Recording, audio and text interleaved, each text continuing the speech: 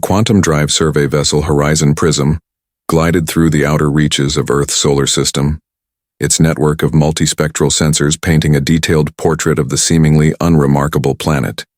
Captain Lyrax reviewed the incoming data streams with a practiced eye, her tentacle-like appendages dancing across holographic interfaces that translated raw information into comprehensive galactic survey reports. Earth appeared deceptively simple at first glance. Preliminary scans revealed a planet teeming with biological diversity, orbiting an unremarkable yellow star in a quiet sector of the Milky Way. The Zorn Collective had encountered thousands of similar planets during their centuries of galactic exploration, each one following a predictable pattern of planetary development. Yet something felt different about this world. Senior xenological analyst Vornan leaned closer to the primary observation screen, his multiple eyes focusing and refocusing on subtle data anomalies. "Captain," he called out, his translation implant converting his native clicks and whistles into standard galactic communication. "These atmospheric and communication patterns are unusual." The ship's advanced sensor arrays continued their meticulous scan. They detected a complex network of artificial satellites, primitive yet intricate communication systems that spanned the entire planet. Electromagnetic signals crisscrossed the globe in patterns that defied simple categorization.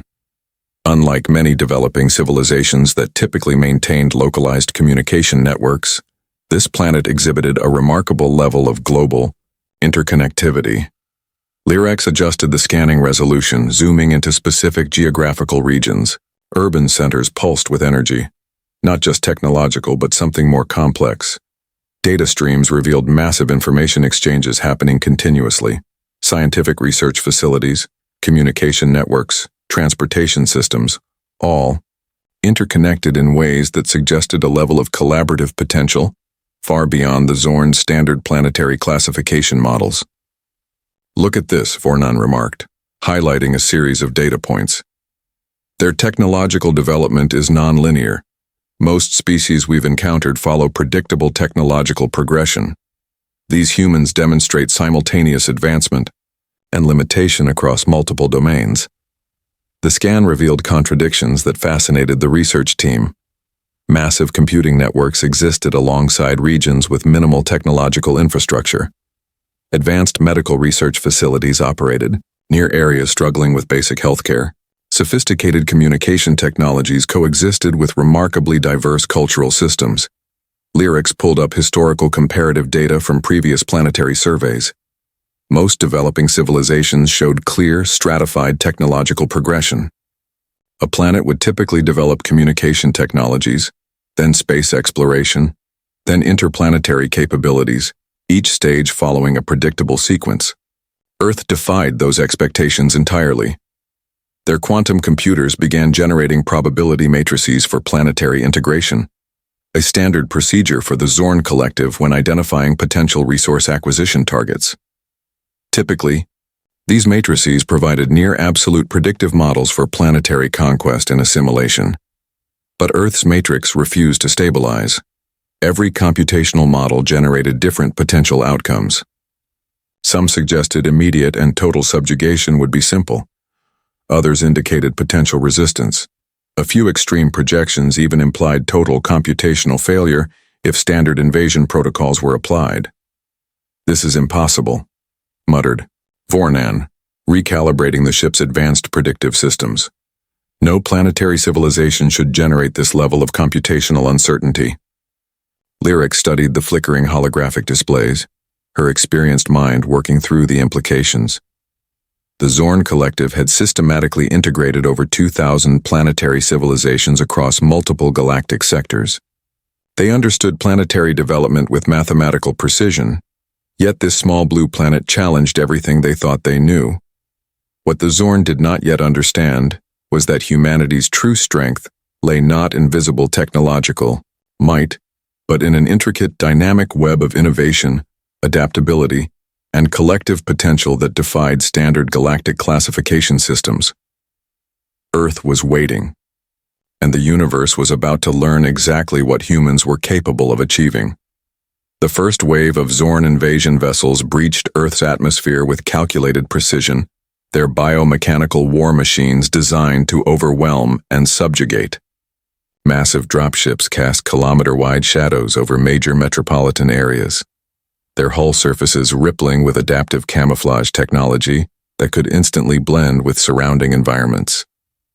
In New York City, Dr. Sophie Chen was giving a lecture on advanced network security when the first energy weapons carved through the skyline.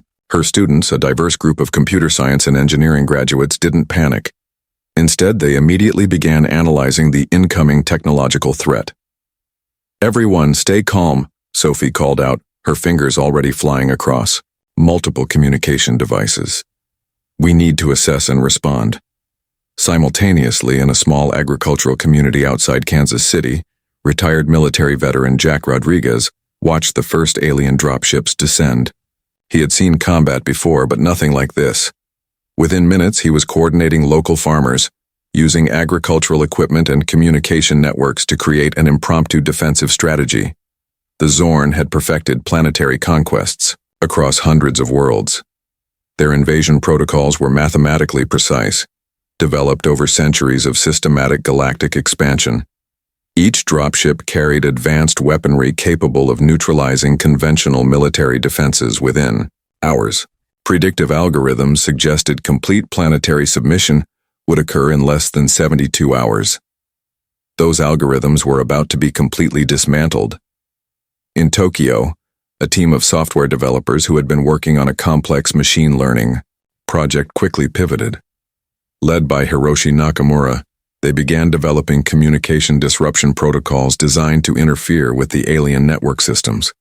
Their work combined cutting-edge cybersecurity techniques with creative problem-solving that defied traditional military thinking. The alien war machines moved with terrifying efficiency. Energy weapons reduced infrastructure to molten slag. Biomechanical infantry units deployed from dropships, their exoskeletal designs capable of adapting to multiple terrain types. Each unit was connected to a central tactical network that processed combat information at speeds far beyond human comprehension. But the Zorn had never encountered a species like humans. In Buenos Aires, a group of industrial engineers began modifying construction equipment into makeshift defensive platforms. Welding torches became precision-cutting tools. Hydraulic systems were reconfigured into improvised weapon systems. They understood something the aliens did not. Adaptation was humanity's greatest strength. Commander Krellax of the Zorn invasion Force watched the initial assault through multiple holographic displays. Each screen showed textbook-perfect invasion progress. Cities were being systematically neutralized. Military installations were being quickly overwhelmed. Everything suggested another routine planetary conquest. Yet something felt different. Human response defied every predictive model in the Zorn tactical database. Instead of widespread panic, they observed localized creative resistance. Communication networks that should have been instantly disabled remained partially functional. Defensive strategies emerged from the most unexpected sources. A research team in Cape Town repurposed medical imaging technology to track alien troop movements. University students in Berlin created a crowdsourced information network that shared real-time tactical data. A group of game designers in Seattle developed rapid communication protocols that allowed for decentralized, adaptive response strategies. The invasion was supposed to be a simple mathematical equation. Technological superiority plus overwhelming force equaled planetary submission. Humanity was about to prove that equations could be rewritten. Jack Rodriguez looked out over the Kansas farmlands, now transformed into a defensive positioning zone. Farmers moved agricultural equipment, creating defensive barriers. Communication devices passed tactical information faster than the alien systems could process. In New York, Sophie Chen and her students had already begun developing network infiltration protocols. Their diverse backgrounds, computer science, electrical engineering, cultural studies, allowed them to approach the problem from angles the Zorn could never anticipate. The first day of invasion was drawing to a close. The Zorn believed they were winning. They did not yet understand that for humans a challenge was simply an invitation to innovate. The real battle was just beginning. The global response to the alien invasion transformed human society in ways no one could have predicted. Boundaries dissolved. Hierarchies collapsed. Expertise became the only true currency of survival. Dr. Elena Rodriguez stood in the makeshifty research center beneath the University of São Paulo, surrounded by a team that defied every conventional understanding of collaboration. To her left, a retired quantum physicist worked alongside a street artist. To her right, a high school computer science teacher collaborated with a former special forces operator. Behind her, a group of indigenous environmental defenders shared tactical knowledge with Silicon Valley software engineers. "We're not just fighting," Elena explained to the diverse team. "We're rewriting the entire concept of resistance." Their primary goal was to understand the alien technological infrastructure. Each team member brought a unique perspective. The street artist used visual pattern recognition skills to identify potential weaknesses in alien communication networks. The quantum physicist applied complex mathematical models to predict technological vulnerabilities. The environmental defenders shared traditional knowledge about adaptive survival techniques that modern technology had often overlooked. Across the world, similar scenes played out. In Mumbai, a team of medical researchers discovered that the alien biomechanical systems had unexpected biological vulnerabilities. Their research suggested that the invaders' technological superiority came with complex physiological limitations. The team began developing targeted disruption strategies that combined medical knowledge with engineering principles. In Seoul, a group of game designers and military strategists created adaptive response protocols. They understood something fundamental about human creativity that the aliens could not comprehend: the ability to transform challenges into opportunities for innovation. Their background in designing complex interactive systems became a secret weapon in predicting and countering alien tactical movements. Commander Krell Axe of the Zorn invasion force began to notice disturbing anomalies in their invasion data. Tactical predictions that had been reliable across hundreds of planetary conquests were failing. Human responses came from unexpected directions, using technologies and strategies that defied standard computational models. A communications intercept team in Cairo discovered something remarkable. The alien tactical networks operated on rigid predictive algorithms. They could process vast amounts of information, but struggled with genuine creativity. Humans, by contrast, could make intuitive leaps that no computational system could anticipate. The Australian outback, a group of indigenous tracker teams developed communication and movement strategies drawing from tens of thousands of years of survival knowledge. They understood terrain, adaptation, and collective survival in ways that modern technological societies had often forgotten. Their techniques of silent communication and environmental adaptation became crucial to resistance efforts. The global scientific community underwent a radical transformation. Research facilities that had previously competed now shared information in real time. A breakthrough in a laboratory in Toronto could be integrated into a defensive strategy in Cape Town within hours. The traditional boundaries of academic disciplines dissolved, replaced by a fluid, adaptive approach to problem solving. Elena's team developed a breakthrough approach to understanding the alien technological infrastructure. By combining insights from neuroscience, computer engineering, and cultural anthropology, they began to map the fundamental differences between human and alien cognitive processing. "They think in straight lines," Elena explained during a global communication briefing. "We think in spirals, in networks, in unexpected connections." The resistance was no longer just about military defense. It had become a comprehensive reimagining of human potential. Schools continued to operate in hidden locations, transforming into centers of strategic thinking and innovation. Libraries became information networks. Every aspect of human society was being re-engineered into a form of resistance. In the mountains of Peru, a group of agricultural engineers developed techniques for disrupting alien supply chains using traditional crop management strategies. In the research stations of Antarctica, Climate scientists use their understanding of complex environmental systems to identify potential technological vulnerabilities.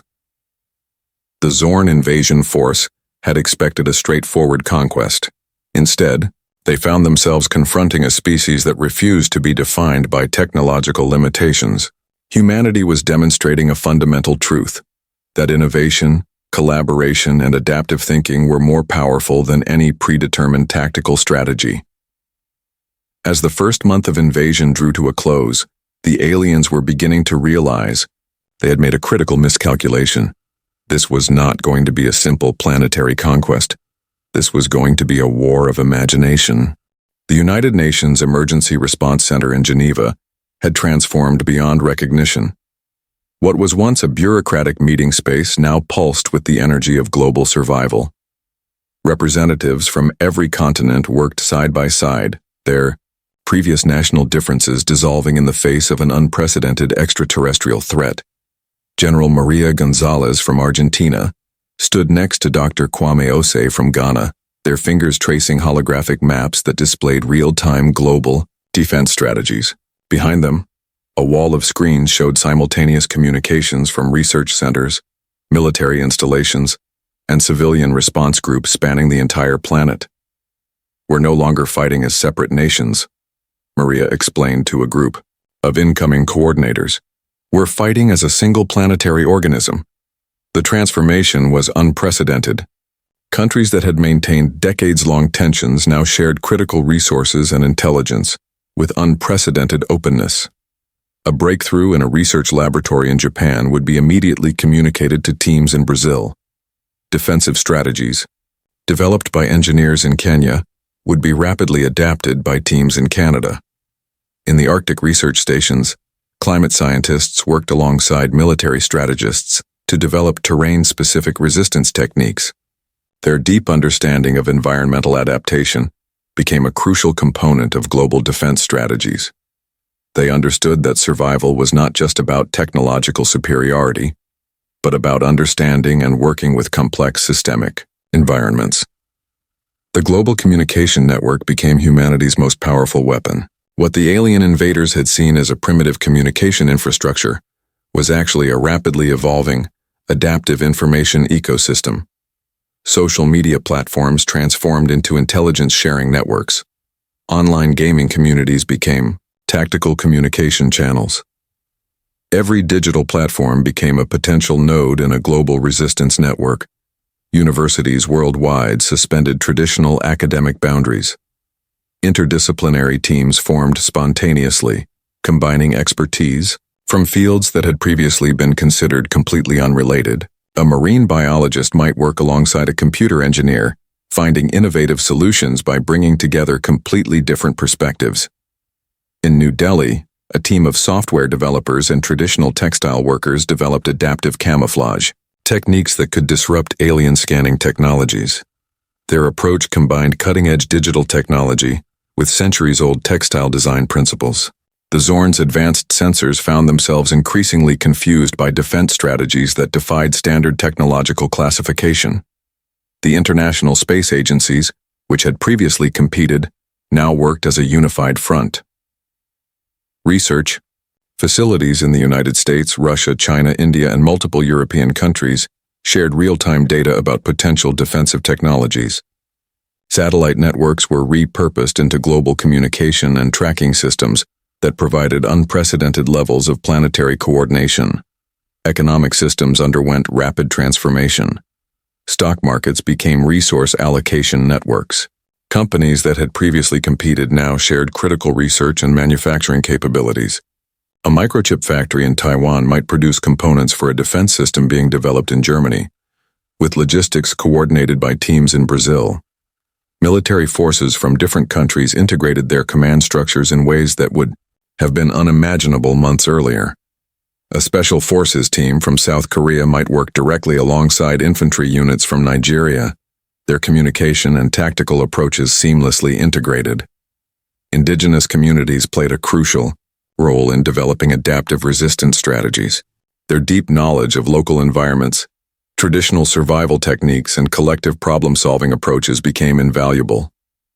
Teams from the Amazon rainforest worked alongside urban engineers from Seoul, sharing perspectives that the alien invaders could never anticipate. Communication became the true battlefield. The global response network moved faster than any alien tactical system could process.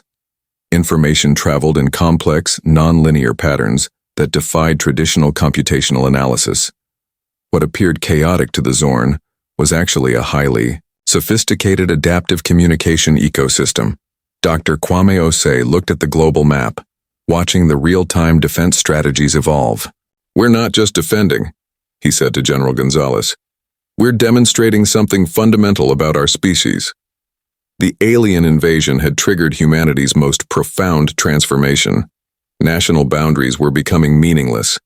Expertise was the only true currency. Collaboration was the most powerful weapon. As the second month of invasion approached, the Zorn were beginning to realize they had encountered something entirely unexpected. This was not a simple planetary conquest. This was a planetary awakening. The research facility hidden beneath the Andes Mountains hummed with an energy that defied conventional scientific understanding.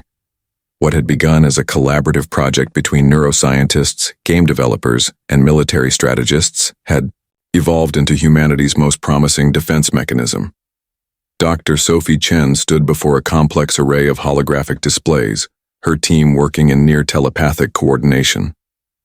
They had discovered something fundamental about information processing that the alien invaders could never have anticipated: the human capacity for intuitive, non-linear problem-solving.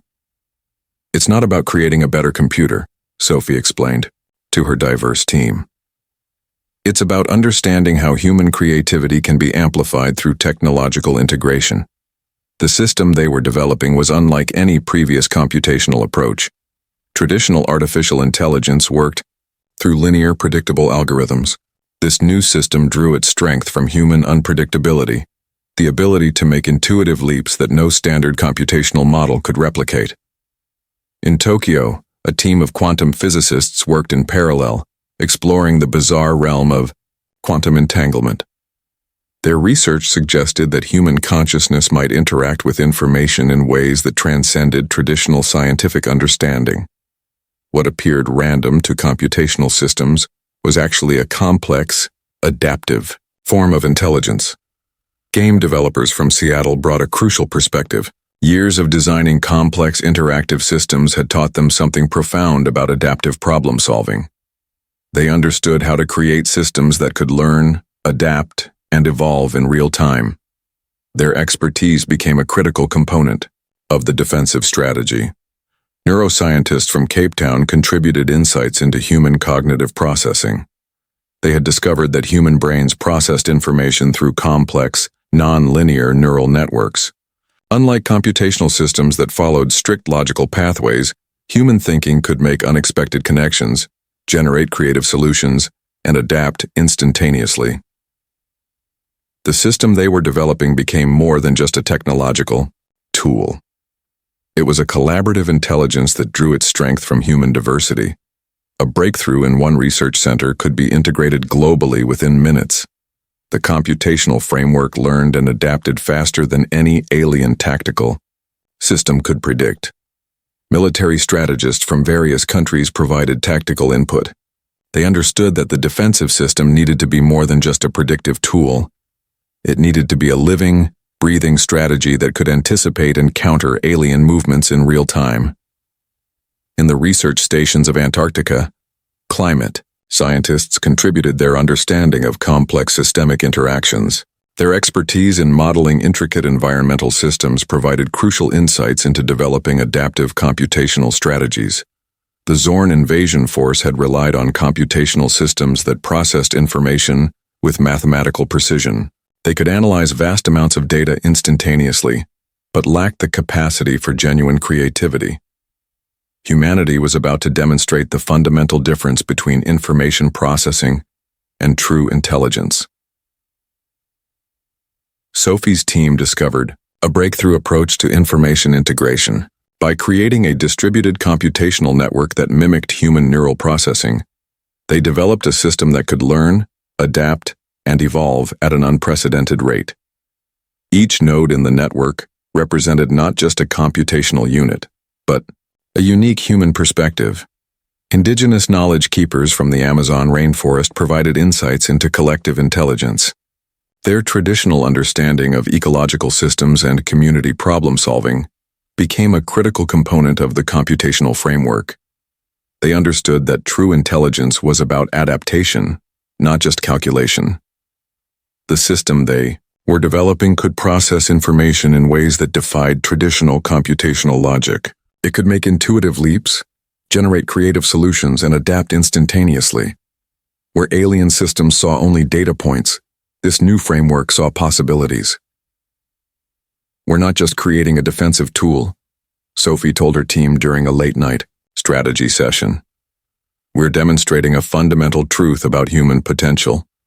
As the research progressed, the computational system began to exhibit characteristics that bordered on the miraculous. It could predict alien tactical movements with uncanny accuracy, not through standard predictive algorithms, but through a complex integration of human creativity and technological innovation. The Zorn invasion force had expected to encounter a straightforward technological challenge.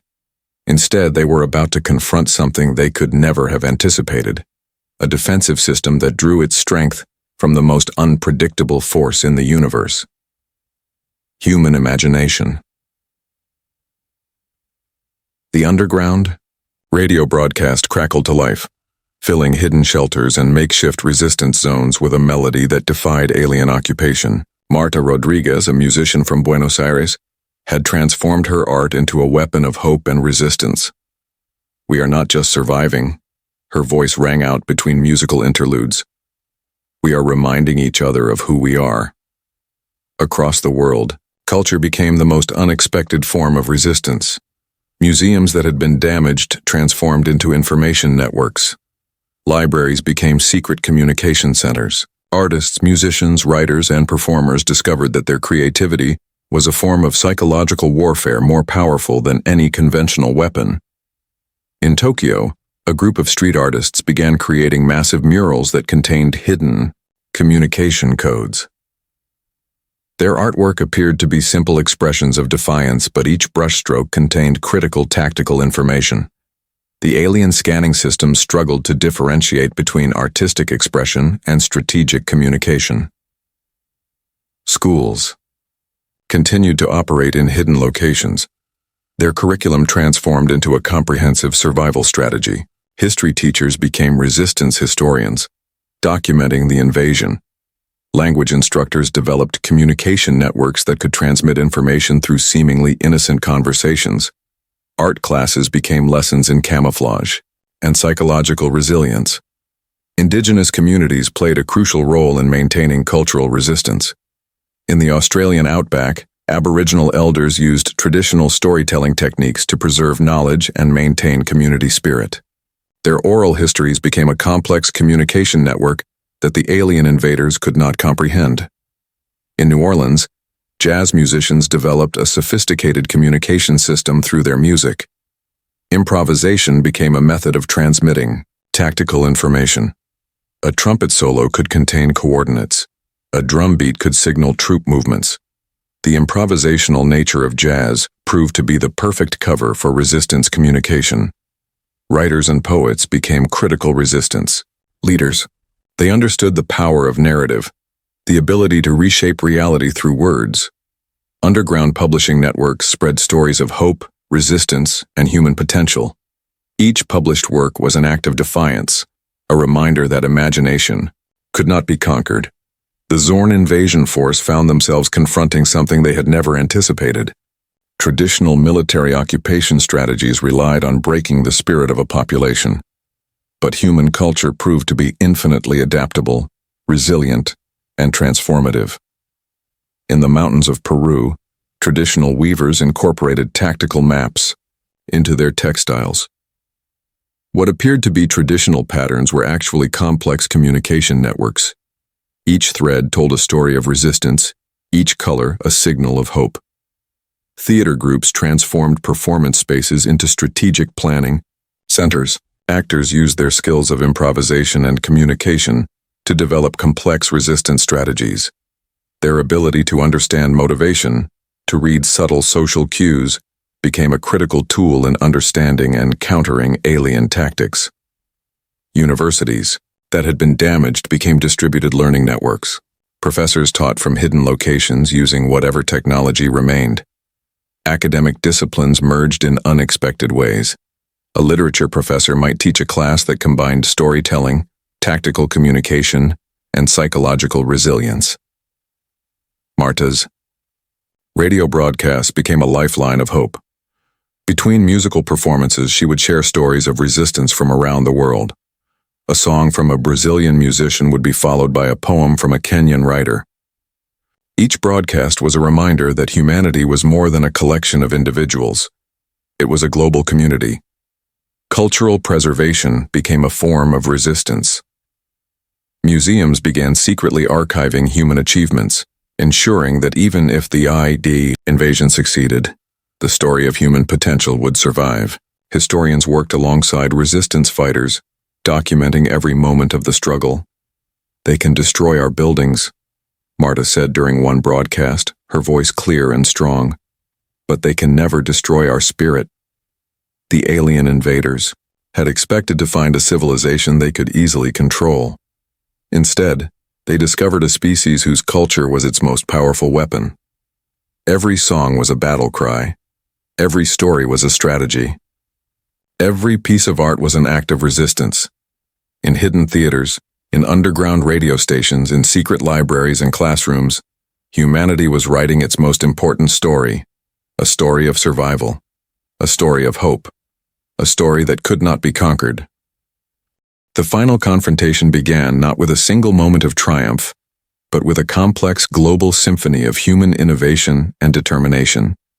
From the Andes Mountains to the vast plains of Mongolia, from underwater research stations to hidden mountain bases, humanity prepared for its most critical defense.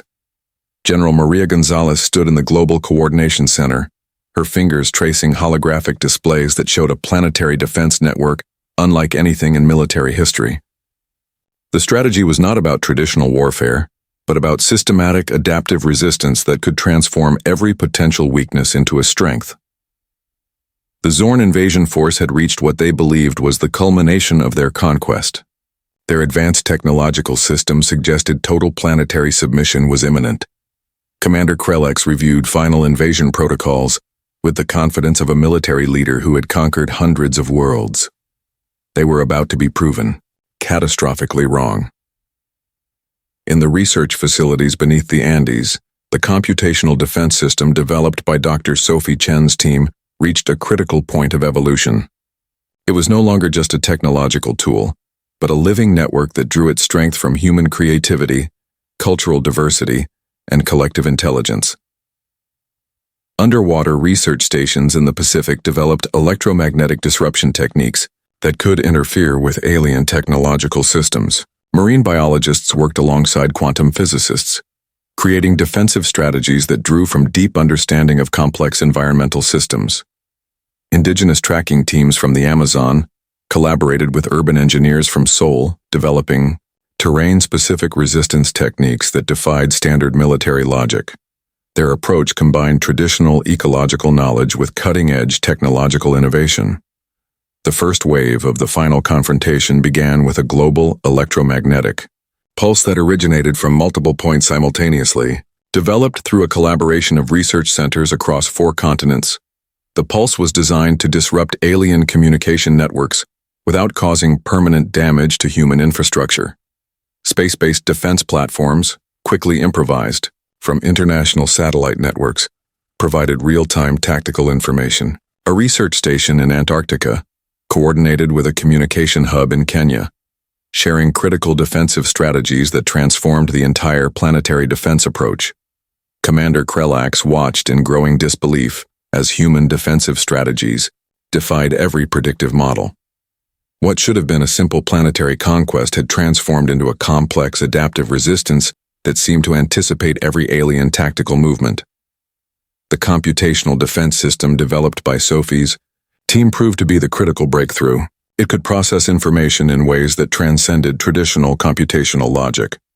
Where alien systems saw only data points, this network saw possibilities, potential, and paths of resistance that no standard military algorithm could predict. Economic systems had transformed into resource allocation networks. Manufacturing facilities across the globe rapidly retooled to produce defensive technologies. A microchip factory in Taiwan might produce components for a defensive system being developed in Germany, with logistics coordinated by teams in Brazil. Urban centers became complex defensive ecosystems. What appeared to be random resistance to the alien invaders was actually a carefully coordinated global strategy. Every city block, every community became a potential point of defensive innovation. The Zorn invasion force found themselves confronting a species that refused to be defined by technological limitations. Humanity was demonstrating a fundamental truth that innovation, collaboration, and adaptive thinking were more powerful than any predetermined tactical strategy. In the final hours of the confrontation, something extraordinary happened. The Global Human Resistance Network began to exhibit characteristics that bordered on the miraculous. It was no longer just a defensive strategy, but a living, breathing planetary consciousness that could adapt, learn, and respond faster than any technological system could process.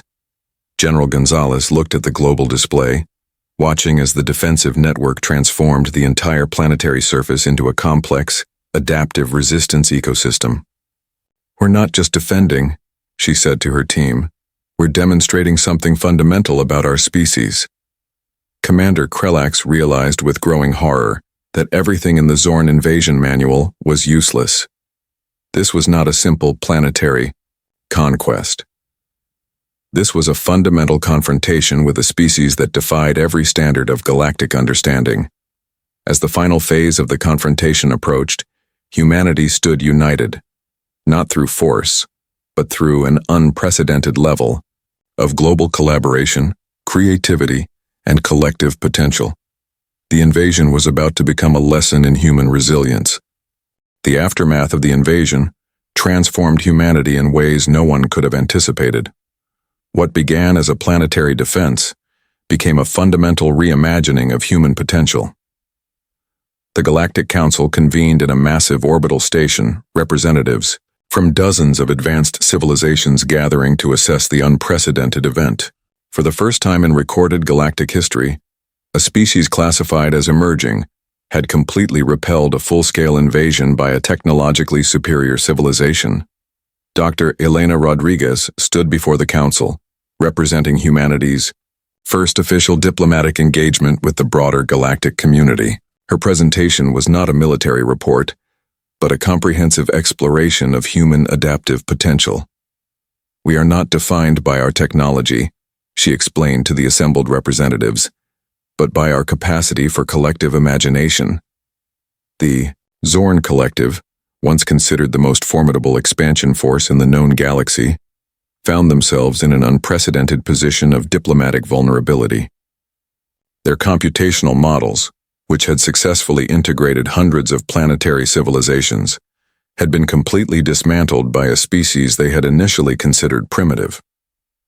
Researchers from across the galaxy began studying the human resistance strategies.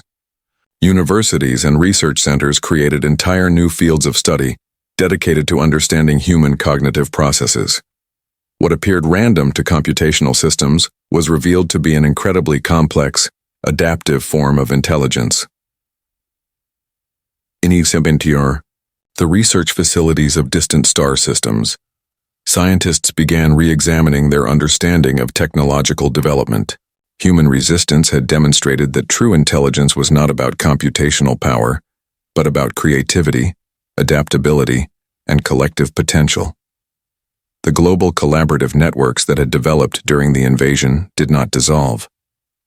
Instead, they transformed human society. Educational systems were completely redesigned to emphasize collaborative problem-solving. Interdisciplinary approaches became the standard across every field of human endeavor. Indigenous knowledge systems, which had played a crucial role in the resistance, gained unprecedented recognition. Traditional ecological knowledge, once marginalized, was now seen as a critical component of advanced problem-solving strategies. Diplomatic missions from various galactic civilizations began arriving on Earth. They were not coming as conquerors, but as students. Each delegation sought to understand the fundamental qualities that had allowed humanity to resist what seemed like an impossible threat. The global communication networks developed during the invasion became the foundation of humanity's first steps into the galactic community. What had begun as a survival strategy transformed into a sophisticated diplomatic and technological exchange platform. Economic systems underwent radical transformation. Resources were no longer viewed as competitive assets but as collaborative opportunities. Manufacturing, research, and innovation became truly global endeavors that transcended traditional national boundaries. Dr. Rodriguez's presentation to the Galactic Council highlighted the key factors of human survival. It was not about technological superiority, but about a unique capacity for collaborative problem-solving, adaptive thinking, cultural resilience, collective imagination. The Zorn Collective, once the most feared expansion force in the galaxy, found themselves in a position of profound reflection. Their computational approach to planetary integration had been completely dismantled by a species that operated on fundamentally different principles. Other emerging civilizations found hope in humanity's example. Species that had been considered too primitive for galactic engagement now saw a new path forward. Resistance was not about matching technological power, but about leveraging collective human potential. Earth became more than a planet. It became a symbol of possibility. The invasion had revealed something fundamental about human potential. Technological superiority meant nothing against a species that could transform challenges into opportunities for growth, collaboration, and innovation. As the first diplomatic missions began, humanity stood at the threshold of a new era. They were no longer just an emerging planetary civilization. They were a testament to the power of collective human potential. The galaxy was about to learn that true strength was not about conquest, but about imagination, and humanity was just getting started. Themes: human adaptability and innovative spirit power, of global collaboration resilience in the face of overwhelming challenges, the strength of cultural diversity, collective problem-solving core. Insight: humanity's greatest strength is its ability to unite, innovate, and transform challenges into opportunities for growth and survival.